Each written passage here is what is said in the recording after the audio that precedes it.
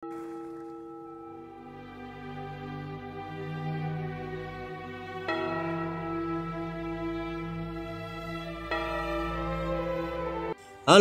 saudara-saudari yang terkasih dalam Kristus. Berjumpa kembali dalam katekese digital singkat hari ini. Hari ini kita akan berbicara tentang Trihari Suci. Yuk kita simak bersama-sama.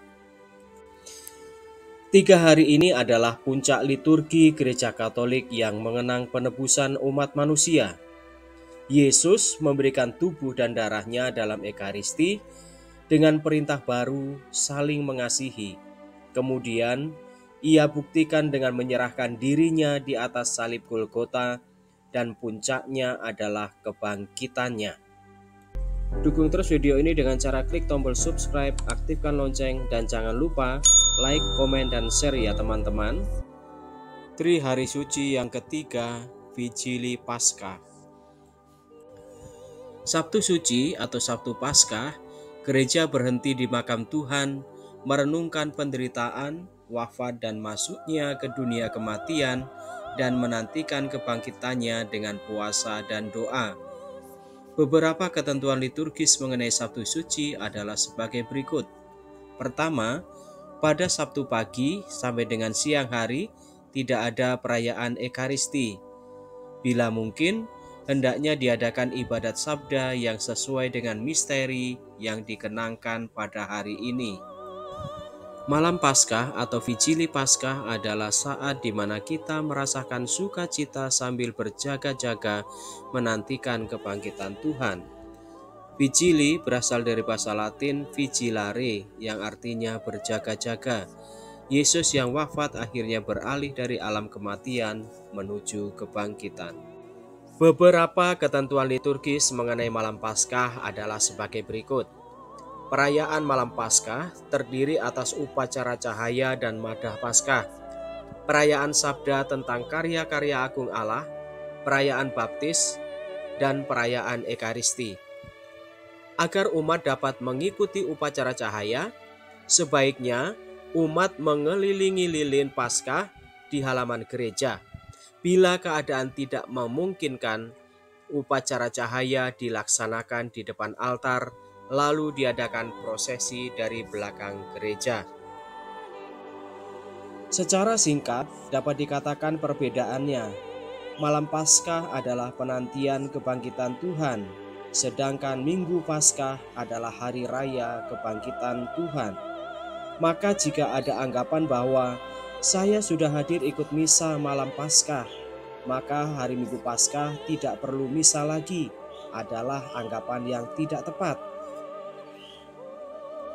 Pada hari Sabtu pagi sampai menjelang malam, gereja tidak melakukan kegiatan peribadatan apapun. Tabernakel masih terbuka dan lampu tabernakel juga masih mati.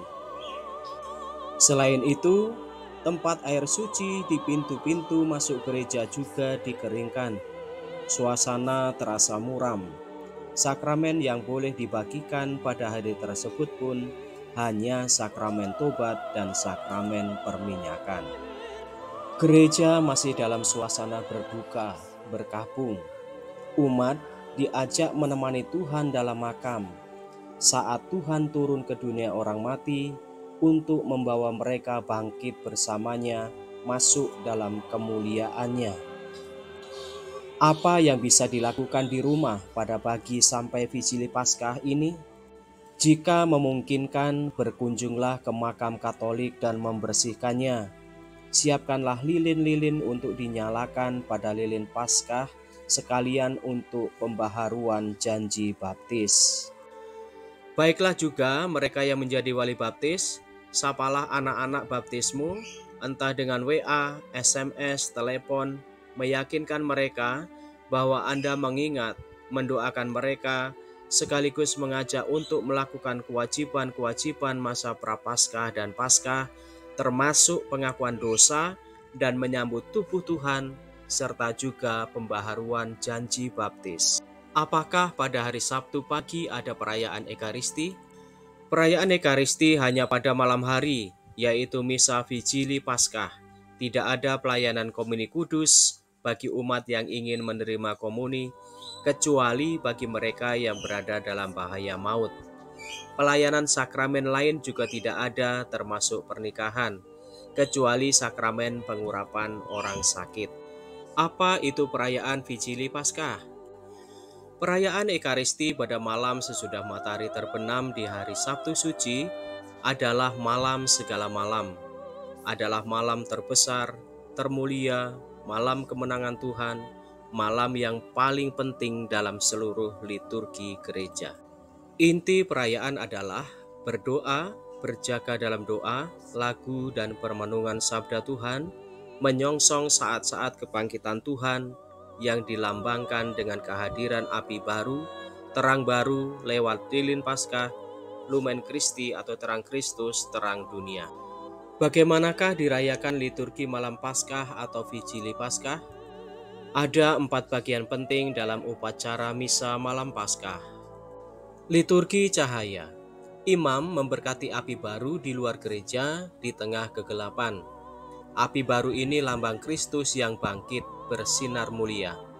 Imam mengucapkan doa khusus sambil menyentuh tanda-tanda salib, lambang alfa dan omega, dan angka tahun yang bersangkutan, sebagai ungkapan iman bahwa Yesus adalah sang awal dan sang akhir, dan bahwa segala kemuliaan dan kekuasaan adalah milik Yesus sepanjang segala abad. Setelah itu imam akan menancapkan 5 biji dupa di atas gambar salib yang melambangkan 5 luka Yesus. Lilin Paskah lalu diarah oleh imam ke altar gereja.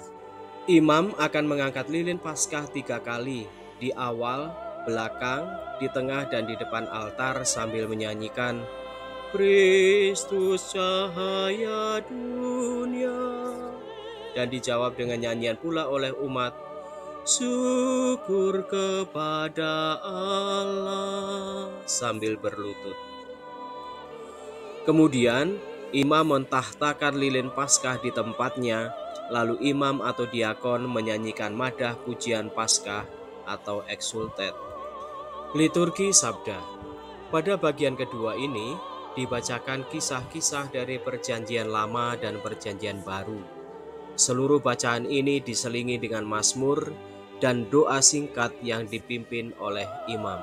Mestinya pada malam ini terdapat 9 bacaan pada liturgi Sabda yang terdiri atas 7 bacaan Perjanjian Lama dan 2 dari Perjanjian Baru, 1 bacaan dari surat Paulus kepada jemaat di Roma, dan 1 bacaan Injil.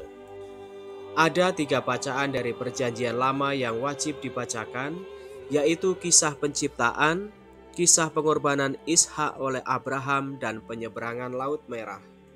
Setelah selesai membaca bacaan dari kitab Perjanjian Lama, Gloria atau kemuliaan dinyanyikan secara meriah sambil membunyikan lonceng gereja maupun lonceng altar. Sebelum menyanyikan Gloria, lilin altar dan lampu gereja dapat dinyalakan, sedangkan lilin umat yang tadi dinyalakan dapat dipadamkan. Bacaan setelah Gloria diambil dari surat Paulus kepada umat di Roma. Bacaan ini disebut juga bacaan epistola. Alleluia pada bait pengantar Injil dinyanyikan. Biasanya Alleluia dilagukan 3 kali. Alleluia ini dilagukan oleh imam atau diakon. Teks bait pengantar Injil diambil dari Mazmur 117. Injil yang dibacakan pada malam Paskah ini mewartakan kebangkitan Tuhan. Bacaan Injil ini merupakan puncak dari liturgi Sabda. Setelah Injil dibacakan, imam memberikan homili. Liturgi Baptis. Liturgi Baptis diawali dengan pemberkatan air yang ada dalam bejana baptis. Lilin Paskah dicelupkan 3 kali ke dalam air baptis ini, kemudian dinyanyikan litani para kudus. Air baptis ini dapat langsung dipakai untuk pembaptisan jika ada, atau disimpan untuk menjadi air baptis setiap kali ada pembaptisan. Air yang telah diberkati melalui pencelupan lilin Paskah tersebut akan dipercikkan kepada umat pada saat pembaharuan janji baptis yang dilakukan sambil memegang lilin bernyala yang dinyalakan dari lilin Paskah. Liturgi baptis ini diakhiri dengan doa umat. Selain pemberkatan air baptis, juga ada pemberkatan air kudus atau air berkat, di mana imam mencampurkan garam yang sudah diberkati untuk mengenang ketika Tuhan menyuruh Nabi Elisa menaburkan garam pada mata air di Yeriko, yang selama itu tidak bisa diminum karena membawa kematian. Garam yang diberkati dan dicampurkan pada air berkat dipercayai menguduskan umat Allah, menyucikan mereka, terutama dari lindungan bahaya racun, benih penyakit, bahkan dari kekuatan jahat. Liturgi Ekaristi. Liturgi Ekaristi diawali dengan persembahan yang dilanjutkan prefasi Paskah dan doa syukur agung. Bagian akhir dari liturgi Ekaristi malam Paskah yang juga menutup keseluruhan rangkaian perayaan malam Paskah adalah pemberian berkat meriah Paskah, dan penutupan misa ditandai dengan nyanyian Alleluia sebanyak 3 kali. Mengapa mengikuti misa Vigili malam Paskah adalah sebuah keharusan? Dengan kata lain, sayang sekali kalau terlewatkan. Seperti kita lihat pada paparan di atas, 4 bagian perayaannya sangatlah penting dan khas. Upacara pemberkatan api baru dan lilin Paskah adalah sebuah perayaan setahun sekali, simbol peralihan dari gelap kepada terang, dari maut kepada keselamatan, dan dari perbudakan kepada kemerdekaan. Liturgi Sabda menyajikan kisah-kisah keselamatan yang dilakukan Tuhan dari awal mula sampai memuncak pada tangan Tuhan yang bertindak dengan gagah lewat kebangkitan putranya. Madah exsultet atau ajakan bersoraklah merupakan ciri khas malam Paskah. Bandingkan maklumat kelahiran Tuhan pada Vigili Natal. Begitu juga Alleluia yang meriah biasanya dinyanyikan pada malam Paskah. Alleluia dari kata haleluya, bahasa Ibrani yang berarti terpujilah, dan kata Yah menunjukkan pada Yahweh.